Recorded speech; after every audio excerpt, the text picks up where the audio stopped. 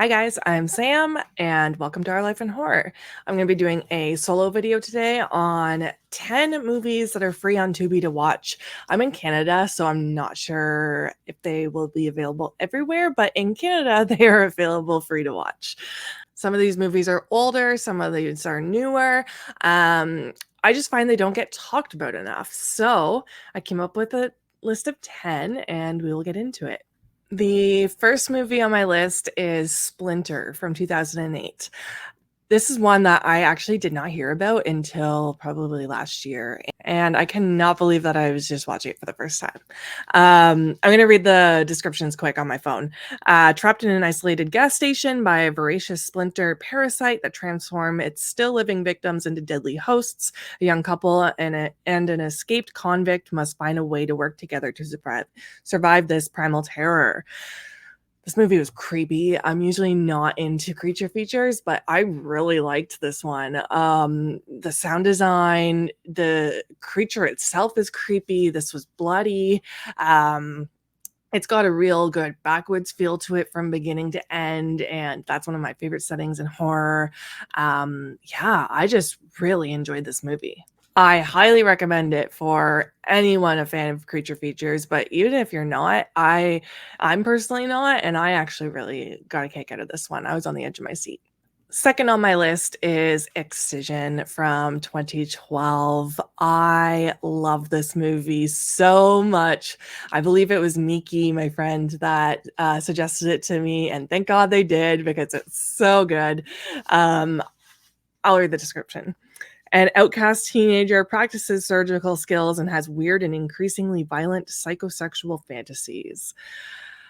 Whoo! Annalyn McCord, I loved her in 90210. Love her in this. She plays an amazing psycho. This movie is super bloody and weird and erotic, and I loved every minute of it. It's also super cringy. Like, I don't know if you've seen the movie May and like how cringy that movie is, but that's kind of the cringiness that it reminded me of. Like, it just makes you feel really uncomfortable, but I loved all of it. And it has a wild ending, so highly recommend that one. Third on my list is Double Blind. This is from 2023. It is fairly new on Tubi, I think. The description is when an experimental drug trial goes horribly wrong, the surviving test subjects must fight off sleep and one another to stay alive.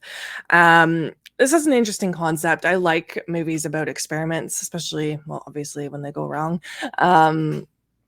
And this one made my eyes tired just because if they fall asleep in this movie, they will die. So the whole time, like watching them struggle to keep their eyes open, I felt like I was struggling with mine. Yeah, this movie's not bad. It's not like a 5-star movie or anything, but it was still an enjoyable watch. I was curious to see how it was going to end. I wish we got a little bit more backstory for some of the characters, but I mean, the movie was fine. It's still an interesting concept. Fourth on my list is The Seasoning House. A deaf and mute orphan silently plots an ingenious and brutal revenge on the soldiers who prostitute girls. This movie's from 2012. First and foremost, I'm going to give a trigger warning. There's SA in this movie. This movie is super dark. It's captivity movies, especially when it has to do with like people holding females captive. That's actually kind of my favorite type of horror because it gets under my skin the most. So yeah, if you're not into that stuff, you're not gonna like this movie. But it's got some pretty wild knife kills, and the whole time you're rooting for this girl because obviously it's a bit of a revenge movie.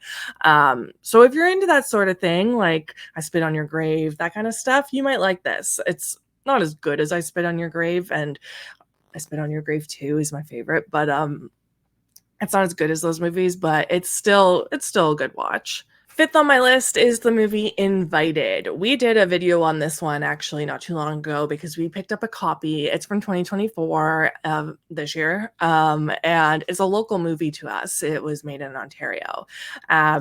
This one The plot is when a reluctant mother attends her daughter's Zoom elopement, she and the rest of the family in attendance quickly realize the groom is part of a Russian cult with deadly intentions. I actually really like this movie. It's a unique twist on a Zoom call meeting. I like the family dynamics. I was really feeling for, well, especially the mother, but all the people involved because of just something horrible that happened in the past, that they tell you about. But yeah, this has some pretty gory stuff too at the end. I thought it was pretty good, so I definitely recommend checking that one out if you're into those like Zoom call type movies. Number 6 on my list is Trailer Park of Terror from 2008. This one was recommended to us by our friends Matt and Jess. They watch it every Halloween, and I wasn't really sure what to expect going into it, but I really loved it. So this is the plot. Returning from a character building retreat in the wild, 6 high school tearaways and Lewis, the pastor in charge of the outing, find themselves stranded when their bus crashes during a storm. Looking for shelter, the group stumble across a rundown trailer park where the owner kindly takes them in. Little do they know that she is actually an undead, flesh-eating fiend, and the students must fight for their lives. I love the villain in this movie. She's a sexy badass, and there's lots of fun kills in this movie. It's trashy, obviously, with the whole trailer park setting, and I love that type of horror. I'm a big Rob Zombie girl. So yeah, if you're just looking for a really good time with some fun kills, I highly recommend this movie. Number 7 on my list is Starry Eyes from 2014. This one like goes through little spurts of being talked about, but at the same time, I don't see it being talked about consistently. I love this movie so much. I'll read this description for you here. A hopeful young starlet uncovers the ominous origins of the Hollywood elite and enters into a deadly agreement in exchange for fame and fortune. This movie is basically showing how far someone will go to make it in Hollywood. It's actually pretty sad, but it has lots of body horror, and it has a pretty bleak killing scene. And I really like this movie. It definitely took me by surprise. I believe we did a podcast episode on it a long time ago. It would be on Spotify or Apple. My number 8 is Incident in a Ghostland. This is the same director as the Martyrs movie, and it's dark. So this movie is from 2018, 16 years after a traumatic event. A mother and 2 daughters reunite at the house where it happened, but soon their reunion starts to take a bizarre turn.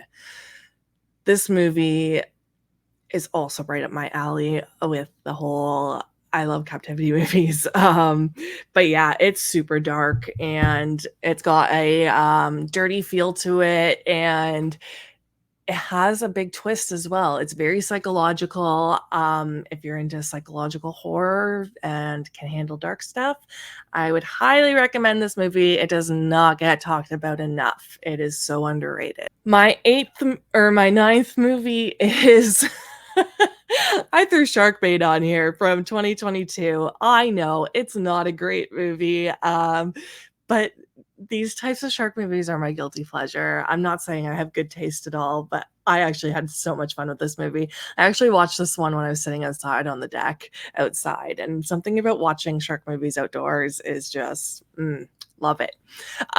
This movie is from 2022. Some friends who are enjoying a weekend